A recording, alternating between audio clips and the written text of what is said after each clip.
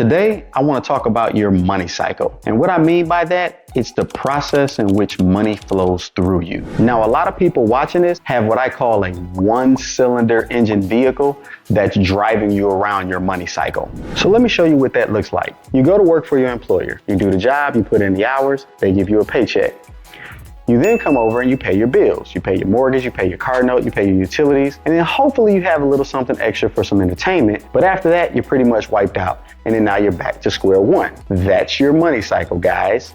And this is your one-cylinder engine, your job. I'm sure after seeing that demonstration, you would also agree that it's virtually impossible to find financial freedom with that being your money cycle. So allow me the opportunity to give you the tools so that you can add on some cylinders to that cycle. The first thing you need to do is to find a hustle that can also be considered a business, because this business is going to bring you at least 4 new cylinders to add to your engine. And the number one tool that we're going to use to start that business is credit cards. Now, for the sake of the rest of this video, we're going to call these cylinders that you're adding your income streams. But before I get into how you just added 4 new income streams by simply opening up a business, I want to give people some brief education about how credit cards make money so we can dispel some of the disbelief that's out there. Now, everyone always focuses on the insane interest rate that credit cards charge you if you don't pay your balance off in full every month. As you can see, this card is charging anywhere between 19.7 to 28.4%. But that's from a consumer standpoint, guys. That's how they make money. If you're just going to buy random items, keep a balance, and pay them off over time, that's how the banks have to make money.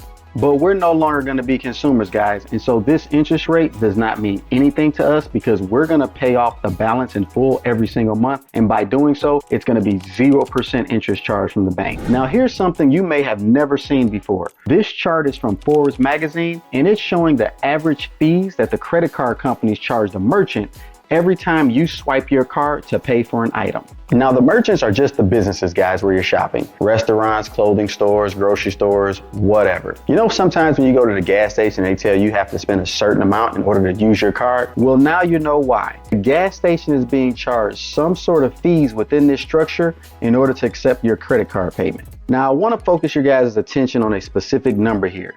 If we look under the Visa column, Visa can charge a merchant up to 2.4% plus 10 cents, and then also an additional charge of 0.14% for an assessment fee. So for this example, let's throw away that 10-cent number. If you simply add the 2.4% to the 0.1%, Visa can charge up to 2.5% to the merchant just to accept your credit card payment. And if you haven't figured it out yet, let's take a look at this Chase card again, which happens to be a Visa, and they're offering 1.5% cash back on all purchases. And now you know why, because they've collected 2.5% from the merchant on fees. So when you see these cash back offers that the banks are advertising, that's literally their way of sharing in the revenue that's generated by you swiping that card, because the more you use it, the more money they make. So it's up to you to put your business in position to receive some of that windfall. Now that you have a firm understanding of that piece, we can now examine how that plays a pivotal role in you building your revenue streams. So here's your example. You started your hustle/business. And let's say you're going to start a product-based business where you're buying some type of inventory and you're looking for approximately a 30% return on investment. And you're going to use those cashback credit cards in order to fund this operation. Let's also assume that you're spending about $10,000 a month on product for this new business. Now let me show you what your money cycle looks like. You buy $10,000 worth of product with a credit card. You then sell that product for a 30% return on investment, giving you a grand total of $3,000 in net profit, revenue 1. The credit card you use happens to give 2% cash back, so the bank gives you an additional $200 for your usage, revenue 2. Now that you're doing this monthly, your credit score has begun to rise, and the banks are noticing that money is flowing through you. These changes have led the bank to offer you larger credit lines to purchase more product so you can make more money. You also begin to qualify for lower interest rates for purchases like homes and cars, which also saves you thousands of dollars yearly, revenue 3. Because you're no longer just a W-2 worker and are now operating your own business, you now qualify for numerous tax write-offs, which in turn allows you to keep more of the money you've earned in your own pocket, revenue 4. So with just 2 moves, starting your hustle/business and then operating that business with a credit card, you're now adding 4 streams of revenue to your vehicle that's helping you get around that money cycle. Now that you got that vehicle going with some extra power behind it, let me show you what happens next. After running this formula successfully for about a year, you would have earned $36,000 in net profit from selling the product. You would have gotten an additional $2,400 from the bank in cash back rewards. Your credit score would have gone up tremendously. And lastly, your credit lines available to you have tripled. So instead of you being able to spend $10,000 a month on product, now you're able to spend $30,000 a month. Now, normally, once someone finds success within a business that's giving them positive cash flow, they're going to reinvest all that money back into the business so that it can grow and ultimately make them more money. Makes sense. But there will come a time where you're looking at your business and all this positive cash flow that you're receiving, and you're going to say to yourself, well, all this money doesn't need to be reinvested back into my business. It's time to diversify.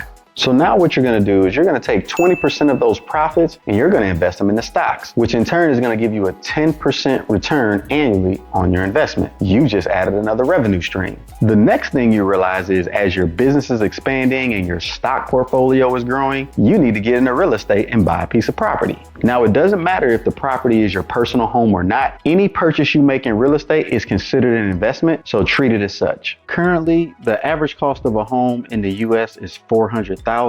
The average annual appreciation rate is 3 to 5%.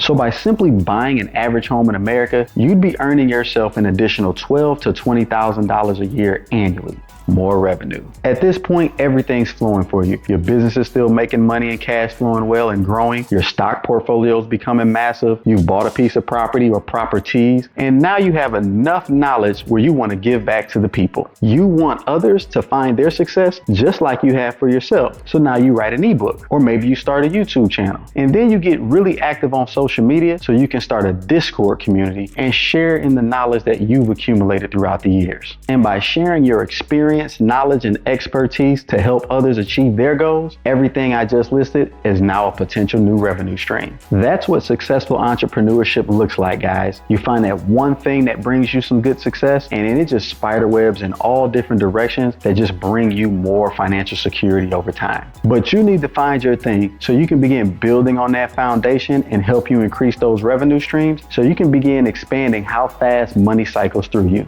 And if you're looking for some ideas for hustles or businesses you may want to start, make sure you go watch some of my previous videos. Now, I just gave you not just my personal blueprint, but the blueprint of many of the successful people that you probably currently follow on social media. Now it's up to you to take action. And keep in mind, everybody's path will be different. Maybe you start off in real estate, then move into stocks, and then start a business. It doesn't matter because it's all moving in the same direction. If you haven't already done so, please make sure you hit the like, subscribe, and notification bell for me. And if you have any questions or comments, feel free to leave those down below. That's all I got for you guys today. I'll see you guys next time.